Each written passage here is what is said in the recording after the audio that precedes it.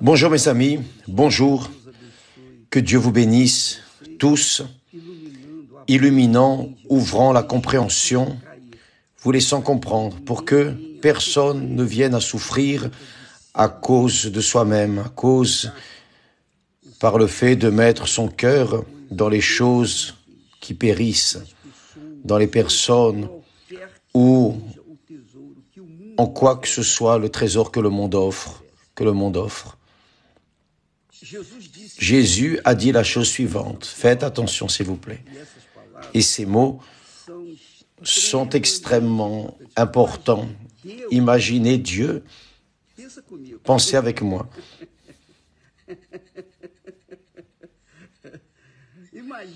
Imaginez Dieu, le Créateur tout-puissant, omniscient, omniprésent, omnipotent, le Créateur,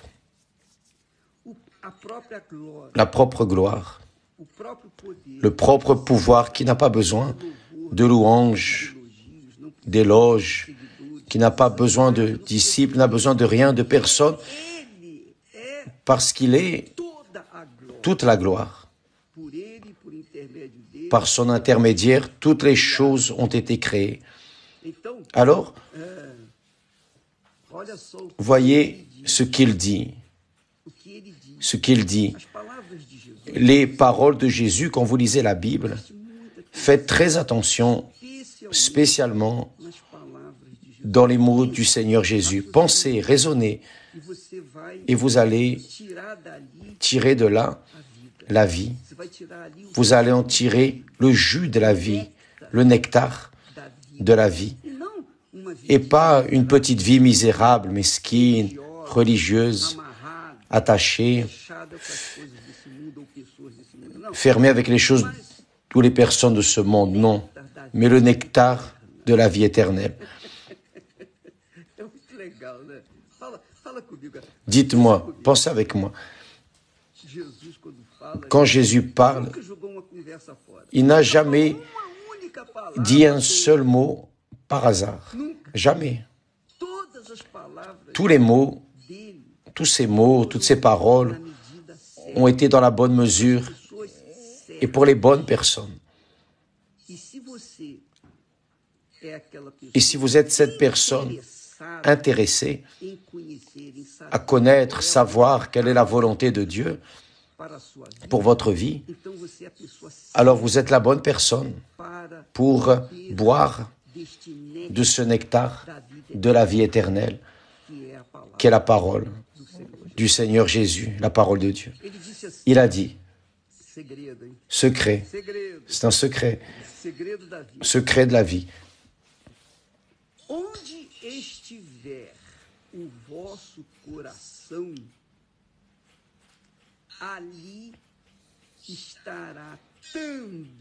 Car là où est ton trésor, excusez-moi, je me suis trompé en lisant. Car là où est ton trésor, qui est le cœur, et c'est dans la tête, ça ne sort pas de ma tête. Je n'arrive pas à m'arrêter de penser au cœur. Parce qu'il est la racine du bien ou du mal. Il est la racine de tout le bien ou de tout le mal. Alors je pense toujours au cœur. Je pense ce que nous pouvons extraire de la parole de Dieu pour que nous puissions extraire le nectar de la vie. Je vais lire de nouveau. Car là où est ton trésor, qu'est-ce que le trésor? Bon, là chacun sait au sujet de son trésor. Le trésor, ça peut être la famille, ça peut être le mari ou l'épouse, les enfants, les parents. Le trésor peut être votre réputation, votre bon nom. Le trésor peut être votre corps, votre image. Vous investissez dans votre image, vous investissez dans votre corps. Vous faites de tout pour présenter aux autres personnes un corps beau, de beaux vêtements. Vous cherchez des vêtements de marque parce que vous voulez montrer, démontrer aux autres personnes, vous voulez prouver aux autres personnes que vous avez de la valeur, c'est-à-dire votre trésor, et où, dans ce cas, votre trésor ou le trésor est dans votre préoccupation avec l'opinion des autres. C'est le grand problème. Vous êtes préoccupé avec l'opinion des autres et à cause de ça, beaucoup de personnes même sortent de la foi, laissent l'Église du Seigneur Jésus, laissent leur communion avec Dieu à cause de l'opinion des autres. Et Jésus dit, car là où est ton trésor, là aussi sera ton cœur. C'est-à-dire le cœur, quand il est dans son vêtement de marque, dans son image, dans sa réputation. Vous savez pourquoi je rigole? Parce que quand je parle en image, réputation,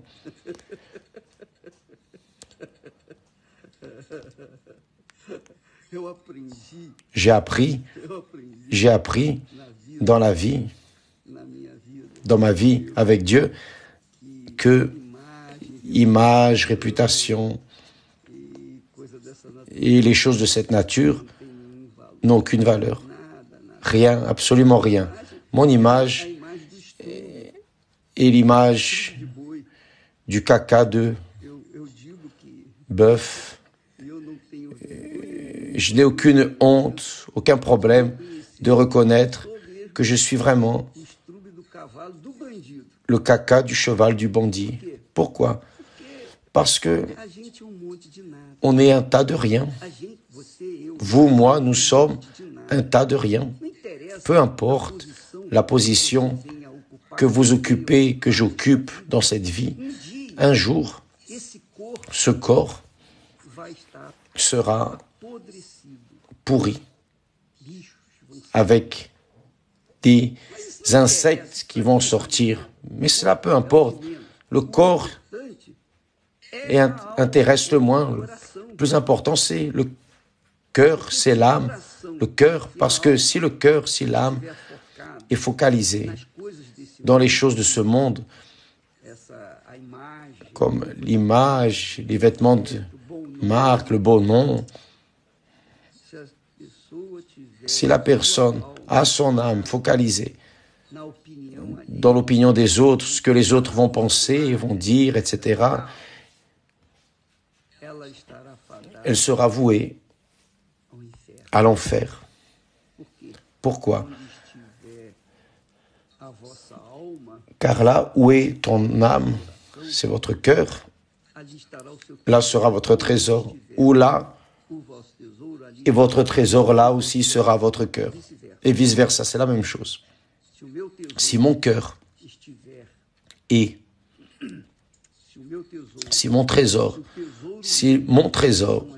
sont les choses de ce monde, de cette vie, des opinions des autres, alors mon âme sera vouée à l'enfer.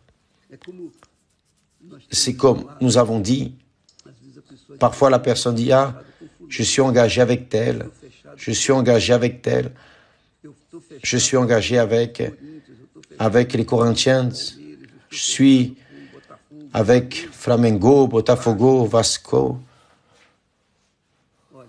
Oh mes amis, quand une personne dit ça, c'est qu'elle est cœur pur, sentiment pur. C'est une personne charnelle, c'est une personne perdue, c'est une personne, elle peut être croyante ou incroyante, peu importe, elle est perdue. Parce que le cœur, s'il n'est pas sur l'autel, il est perdu. Il est voué à l'échec, à la souffrance, à la douleur de ce monde, et le pire de tout, à la mort. Elle entre en enfer. Et après, elle attend là le jugement, parce qu'après que vient le jugement, là oui, son âme sera menée à l'étang de feu et de soufre qui est la seconde mort. Donc, vous qui me regardez en cet instant et qui, par hasard, avez ou êtes focalisé, vous avez focalisé votre cœur en quelque chose de cette vie, vous allez vous perdre. Voyez, je vais vous donner un exemple classique, un exemple triste, mais c'est la réalité. On ne peut pas fuir de la réalité. On ne peut pas faire semblant qu'elle n'existe pas. Elle existe, voyez. La personne avait une famille merveilleuse. Une famille, il avait une épouse dévouée, 2 filles adolescentes, 16, 17 ans, belles. Il habitait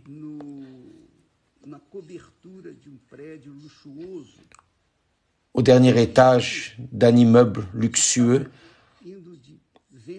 et il avait le vent en poupe. Il conquérait monts et merveilles. Mais quand la politique a changé, quand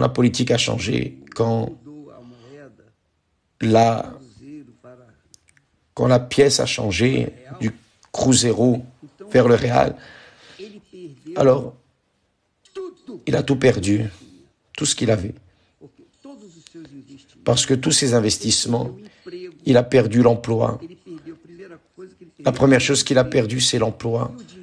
Et son argent est devenu,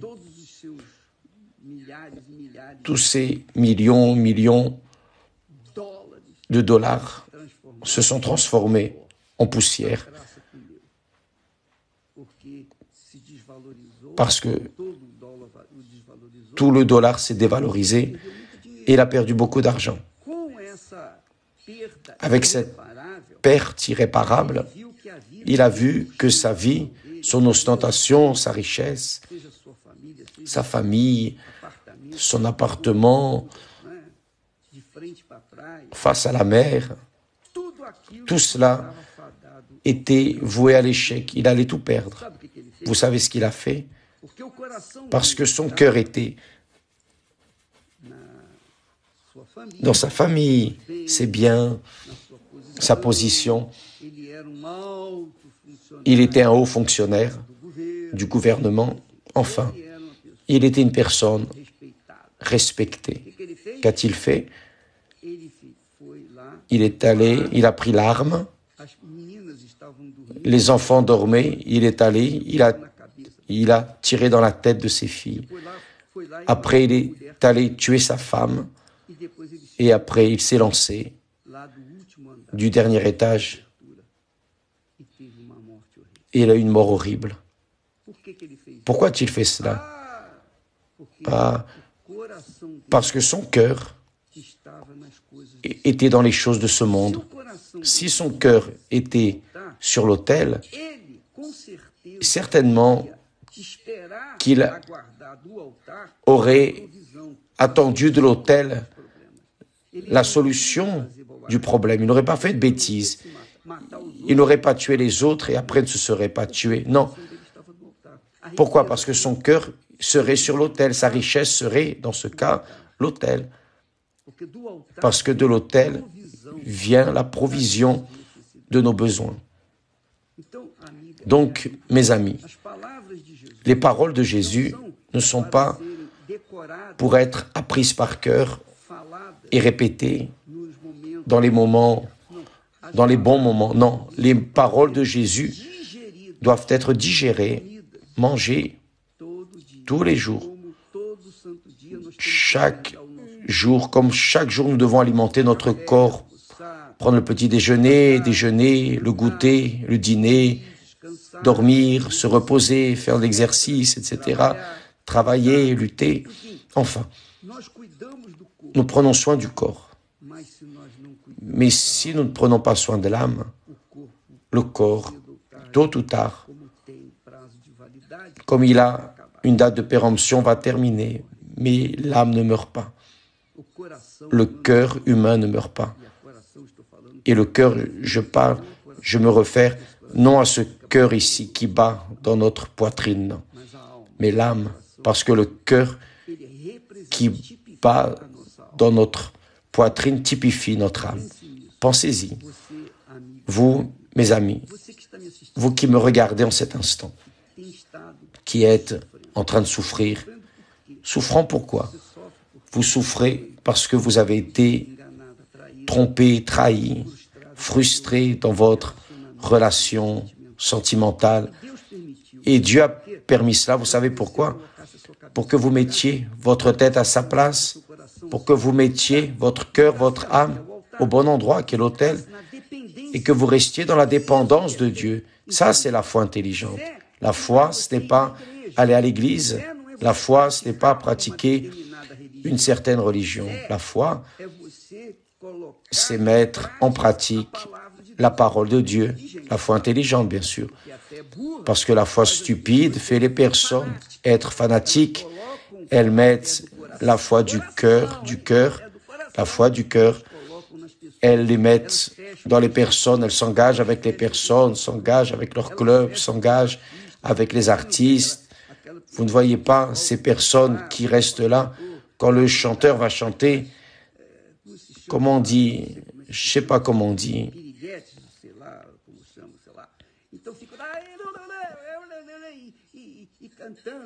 Les personnes chantent, dansent à cause et tombent amoureux de l'artiste. Vous avez déjà vu ça? Ça, c'est ce qui arrive beaucoup. Mais la vérité, c'est que ce sont des personnes qui marchent sur la base du cœur. Et quand la personne marche sur la base du cœur, son trésor, qui est le plus grand trésor qu'elle a dans sa vie, qui est son âme, ce trésor est livré entre les mains des voleurs, de ceux qui, mauvais et pervers, qui sont les enfants des ténèbres. Donc, mes amis, soyez intelligents. Vous êtes une personne tellement capable, tellement intelligente, tellement raisonnable. Vous êtes une personne formée. Vous avez fait une faculté. Vous vous êtes formé. Vous avez un haut degré d'information et de formation académique.